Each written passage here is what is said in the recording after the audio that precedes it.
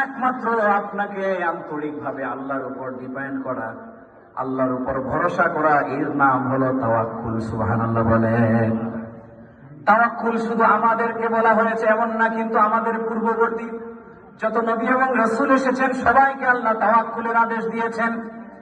মুসা নবী, ঈসা নবী, ইব্রাহিম নবী, সবাইকে আল্লাহ তাওয়াক্কুলের আদেশ দিয়ে কোরআনে আয়াতে কারিমা নাযিল করেছেন। হাজিরিন, আমাদেরকে বিশেষভাবে দুইজন নবীর আদর্শ আমাদেরকে মনে প্রাণে মেনে নেওয়ার জন্য আল্লাহ কোরআনে বলেছেন। একটি আয়াতে আল্লাহ বলেন, লাকাদ কানা লাকুম ফি রাসূলিল্লাহি উসওয়াতুন হাসানাহ, নবীজির জীবনীতে তোমাদের জন্য উত্তম আদর্শ আছে।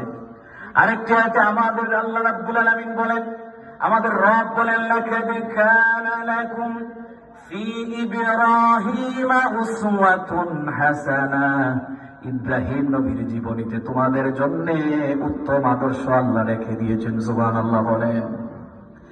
ইব্রাহিম নবীর জীবনী যদি আপনি তালাশ করে দেখেন, হাদিসের মধ্যে আমার নবীজি বলেন, ওয়াকানা আখিরু কালাম ইব্রাহিম, وفي رواية وكان آخر قول إبراهيم عليه السلام عند ألقي في النار حسبي الله। আল্লাহু আকবার বলেন। ইব্রাহিম নবীর জীবনী যদি আমরা দেখি, ইব্রাহিম নবীকে আগুনে নিক্ষেপ করে দেওয়া হয়েছে, আমরা সেটা জানি, কিন্তু ইব্রাহিম নবী আগুনে যখন পড়বেন তখন এই মুহূর্তে তিনি কি বলবেন? হাজিরিন, ইব্রাহিম নবী বললেন হাসবি আল্লাহ।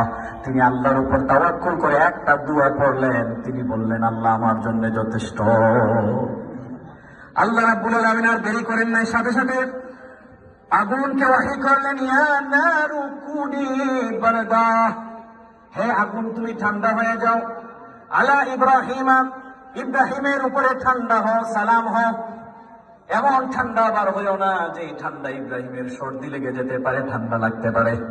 ইব্রাহিম নবীর উপর এমন ঠান্ডা হও যে ঠান্ডায় উনি আরাম অনুভব করেন। সুবহানাল্লাহ। ইব্রাহিম নবীর তাওয়াক্কুল ছিল এটা। হাজিরিন, এজন্য আমরা নবীদের আদর্শ যদি আমাদের জীবনে বাস্তবায়ন করতে পারি, আমরা জীবনে ঠকবো না। আমাদের জীবন উন্নত করবেন কে? জোরে বলেন না। আমার কথা কি বুঝতে কষ্ট হয়? বুঝেন সবাই? আপনারা যে এলোমেলো হয়ে বসছেন, আমার কিন্তু কষ্ট হইতেছে, কারণ এলোমেলো হওয়া বসা হাদিসের পরিপন্থী, সুন্নাহর পরিপন্থী। একটু কষ্ট করে কাইন্ডলি আমি 2-4 মিনিট কথা বলবো, বেশিক্ষণ কথা বলবো না, কারণ আমাদের মাহফিলের প্রধান অতিথি মহোদয় সাহেব জাদা আল্লামা কমরউদ্দিন চৌধুরী, তিনি খুব নিকটবর্তী আছেন। ওনার সেক্রেটারির সাথে একটু আগে আমার কথা হয়েছে, তিনি সদরঘাটে আলোচনা করতেছেন, অলরেডি 30 মিনিট হয়ে গেছে। কিছুক্ষণের ভিতরে তিনি আসবেন, কারণ তারা তো বেশি আলোচনা করেন না, ঠিক কিনা বলেন? হাজিরিন, তারা আসেন আমাদেরকে দোয়া দেওয়ার জন্য। আল্লাহর ওলিদের সোহবতে, আল্লাহর ওলিদের দুয়ায় আমাদের ভাগ্য